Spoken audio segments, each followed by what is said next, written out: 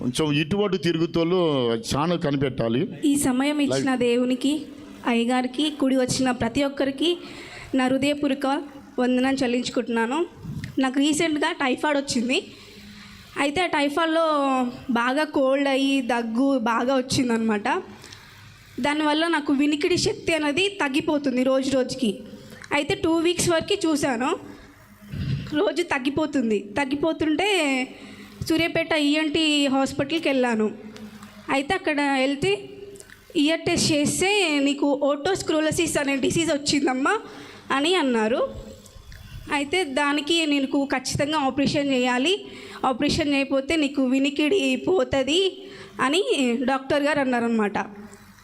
అయితే 1 మంత్కి ట్యాబ్లెట్స్ ఇచ్చారు. అయితే ఇంటికి వచ్చి అనిల్ బ్రదర్కి, యోహాన్ బ్రదర్కి కాల్ చేసి ప్రార్థన చేయించుకున్నాను. ప్రార్థన చేశారు. ఒక 5 డేస్కి వినడం స్టార్ట్ అవుందన్నమాట, వినికిడి వినపడడం స్టార్ట్ అయిందనమాట. సంఘస్థులు కూడా ప్రార్థన చేశారు. నా కొరకు సంఘస్థులు మరియు అనిల్ బ్రదర్, యోహాన్ బ్రదర్ చేశారు.